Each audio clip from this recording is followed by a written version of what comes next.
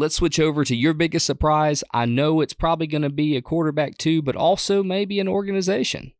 So I could say just the quarterback here, but I'll go a little bit broader and we can talk about it for a couple minutes. I'm going to say the season the Green Bay Packers had, okay? Yeah, I like it. I will refer anyone back to our preseason episodes. Every year, we go through every division and predict whether the team's going to be over or under the Vegas win total and talk about where they're at and everything. For better or worse. For better or worse. This was a team you were way down on. I was more middle of the road, but you were so logical, you pulled me down to your level of thinking. You said they'd be lucky to... Yeah, right. You said they'd be lucky to win 5 games. And Brian, that wasn't crazy. Like we can... Right now, you can say, oh, you were crazy. But it wasn't, because we didn't know what Jordan Love would do. We both actually said we thought he would be average.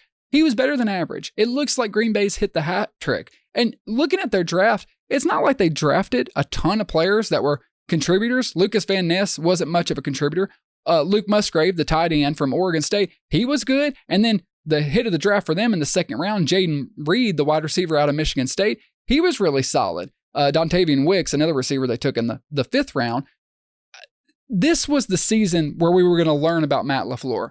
I had always been a little up or down with him. Like, I didn't know if he was a good coach. Like, I wasn't ready to say, oh, Matt LaFleur's a great coach, like a lot of people were saying. I didn't know. And he has said himself, Aaron Rodgers didn't really run his offense. Aaron Rodgers would go to the line and call whatever play he wanted to. You know, we know how Aaron Rodgers is. So this is the first year you've seen Matt LaFleur really get to implement his offense. And Jordan Love just ran the LaFleur offense. Guess what? It's really, really good. Matt LaFleur is a offensive wizard. He knows what he's doing. He's a great football coach. And I wouldn't ever say Aaron Rodgers held him back, because they made it to, you know, the playoffs and NFC championships, and he won back-to-back MVPs. But you do wonder if Aaron Rodgers would have not changed all the plays and just flown by the seat of his pants, if he would have just done what Love does as far as operating the offense, I wonder if they would have been better for it. I feel like they would have, because he took Jordan Love and the Packers to the divisional round of the NFC playoffs and had the 49ers on the ropes. Like, literally had them. Outplayed them in that game. I know. So let me ask you this, okay? Because, and this will be quick and we can move on. When you look at some of the best quarterbacks in the NFC, okay, you talk about Jalen Hurts. You maybe throw Stafford in there. You throw Dak Prescott in there. Do you think that Jordan Love could take the top spot as the NFC's best quarterback in the next season by chance? Yeah, could.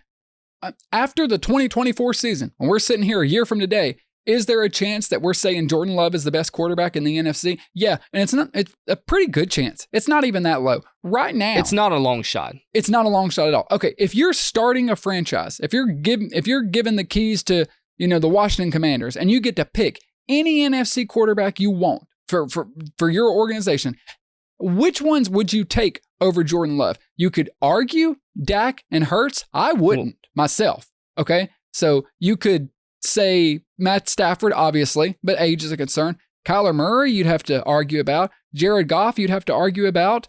Baker, you'd have to argue about. Like, is there a clear-cut guy in the NFC that you say, hands down, he's better than Love, other than Stafford? First off, if somebody handed me the keys to the Commanders, I would politely hand them back. I mean, like, sorry, I drive the Prius. Right. But no, you have a great point. Like, because of age, right? You got to think about age. Sure. Because a lot of these NFC guys are older guys. Stafford, Cousins, if you want to include him into this mix here.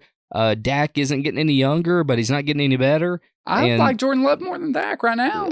I like Jordan Love more than... I think the only guy that I would honestly, and this is weird to say, but I think Jared Goff is the best competition. Like, I'm sorry. I think Jared Goff has been proven to be the most consistent quarterback in the NFC this year. I think Love has more upside, though. It's like, we know what Goff is. I would still take Love over Goff. Oh, okay, but what I'm saying is, the second to that would be like, okay, what's his best comparison or his best competition? It's Goff for me. Right. And even then, I take Love just off of the age and the the durability over the next 5 to 10 years. Well, after 2022, we would have said Jalen Hurts, no question. After this past season, if you're given the option Hurts or Love, that's not an easy decision. Goff or Hurts? Hurts. For one season to get into the Super Bowl. I would take Hurts myself. Really? Yeah. Even though Goff made it further than Hurts. It doesn't matter. I've seen what Hurts can do with a great offensive mind, because Goff has a great offensive mind with Ben Johnson. Now, I'm not taking anything away from Goff, but I think Goff is what he is. I've seen Jalen Hurts make off-schedule plays. I've seen him take over a game. Goff's not really going to do that. I don't know if Jordan Love will do that, but the potential is there. I really like Jordan Love's game. Now, the pick at the end of the season, the pick in the San Francisco game was awful. It was a rookie mistake. It was a Brett Favre throw. But the kid's got to learn. Okay, other than that, he played spectacular in the playoffs. Yeah, he did. And yeah, when you look at the other quarterbacks too that are even in the, when you're contemplating best quarterbacks, you definitely don't throw in Geno, Justin Fields, or Kyler Murray. You're really narrowing it down to like 3 or 4 guys. And like you said, Jordan Love, just from what I've seen on the field and the stats that back it up, he's my favorite quarterback in the NFC. That doesn't necessarily mean he's the best right now, but he's my favorite. And as far as like watching the NFC for the next, 2 to 3 years, I'm going to be keeping an eye on Jordan Love and the Packers.